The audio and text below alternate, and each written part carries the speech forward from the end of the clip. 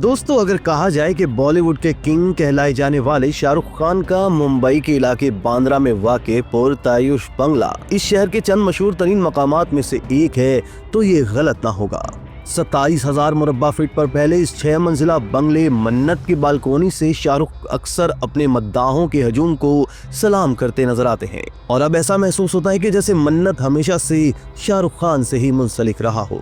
लेकिन हकीकत ये है कि इस बंगले को आज से तकरीबन 150 साल पहले रियासत मंडी के 16वें राजा विजय सेन ने अपनी बीवी के लिए बनवाया था। उन्होंने इस बंगले का नाम विला वियाना रखा था। उस दौर में इस बंगले का शुमार शहर के सबसे खूबसूरत तरीन बंगलों में होता था। तशक्कुर डिजिटल की वीडियो में खुशामदीद। नाजरीन, राजा विजय सेन की मौत के बाद इस बंगले को एक अमीर पारसी शख्स मानिक जी बाटलीवाला ने खरीद लिया। ये जगह खरीदने के कुछ अरसे बाद बाटलीवाला खानदान ने बंगले से मुतसिल जमीन भी खरीद ली और इस पर एक और बंगला बनवाया। इस दूसरे बंगले का नाम उन्होंने अपने नवासे कीकू गांधी के नाम पर कीकी मंजिल रखा। कीकू गांधी बम्बई में आर्ट एंड कल्चर से दिलचस्पी रखने वालों के लिए एक बहुत बड़ा नाम थे, जिन्होंने इब्तदा में पेंटिंग्स के फ्रेम बनाने वाली एक कंपनी कायम की जो बहुत कामयाब हुई और आने वाले बरसों में उन्होंने Bombay art society, Jahangir art gallery, national gallery of modern art और ललित कला एकेडमी भी कायम करने में अहम किरदार अदा किया। मन्नत नामी ये 6 मंजिला बंगला 27,000 मुरब्बा फीट रकबे पर फैला हुआ है। उस जमाने में मुसव्वरी और आर्ट से दिलचस्पी रखने वालों बशमूल M.F. हुसैन, तैयब मेहता और S.H. रजा जैसे मशहूर आर्टिस्ट इन्हीं जुड़वा बंगलों में अपना ज्यादातर वक्त गुजारते थे। फिर आने वाले बरसों में विला वियाना यानी मन्नत के मालिकान बदलते रहे और बिलाखिर राजा विजय सेन का बनाया हुआ विला वियाना किंग खान के ख्वाबों का घर बन गया।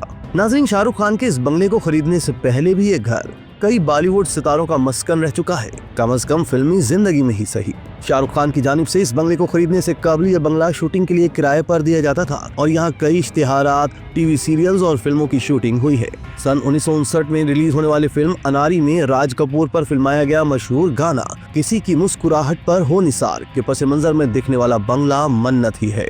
सन 1970 की फिल्म सफर में इस बंगले को अदाकार फिरोज खान का घर दिखाया गया था। इंडिया के पहले सुपरस्टार कहलाए जाने वाले राजेश खन्ना ने फिल्म राजा रानी में उन्होंने चोर का किरदार अदा किया था। फिल्म में एक रात वो जिस पुरतायुश बंगले में चोरी करने की गर्ज से दाखिल होते हैं वो बंगला भी यही था। इसके अलावा सन 1989 की मशहूर फिल्म तेजाब में इसे माधुरी दीक्षित का घर दिखाया गया है। इसी बंगले के लॉन में अनिल कपूर मनाने के लिए अपने दोस्तों के साथ 1, 2, 3 गाने पर रक्स करते भी पाए गए थे। हिदायतकार शशि लाल नायर की फिल्म अंगार में भी इस बंगले को इस्तेमाल किया गया था। इस फिल्म में कादिर खान ने गॉडफादर जैसा किरदार अदा किया था और इस बंगले के सबसे ज्यादातर शॉट्स इसी फिल्म में नजर आए थे।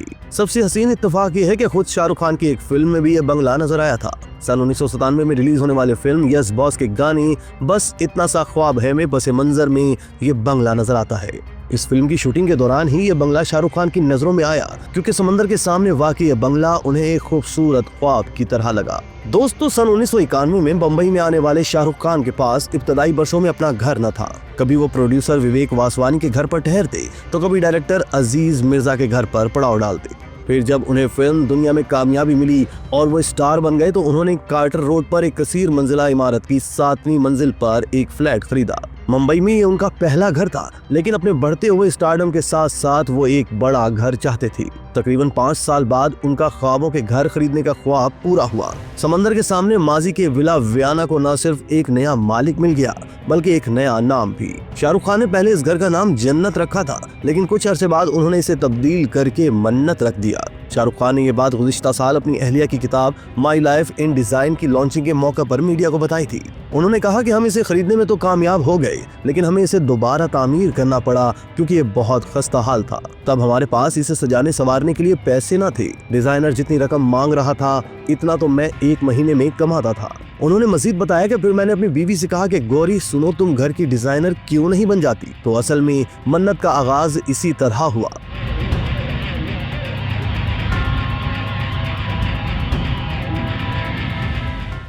हमने आने वाले सालों में जो भी पैसा कमाया इससे हमने घर के लिए छोटी छोटी चीजें खरीदी। आने वाले बरसों में शाहरुख खान ने इस बंगले को फिर से संवारा। इस बंगले में आने के बाद फिल्म इंडस्ट्री से ताल्लुक रखने वाले जिन लोगों को मन्नत जाने का मौका मिला वो इसकी शान का अक्सर तज़किरा करते हैं। विंटेज और असली डिजाइन के हामिल इस ग्रेड 3 हेरिटेज बंगले में 15 bedrooms, gym, swimming pool, boxing ring, library और शाहरुख खान का दफ्तर भी है।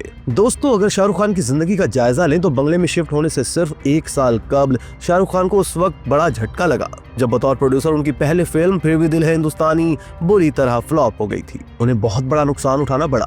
इसके बाद जोश, 1, 2 का 4 और अशोका भी कोई खास कामयाबी हासिल न कर पाई। ये वो वक्त था जब मीडिया में कहा जा रहा था कि शाहरुख खान का करियर जवाल का शिकार हो रहा है। फिल्म इंडस्ट्री में ये मशहूर है कि मन्नत खरीदने के बाद ही शाहरुख खान ने अपनी जिंदगी में बेमिसाल कामयाबियां हासिल की।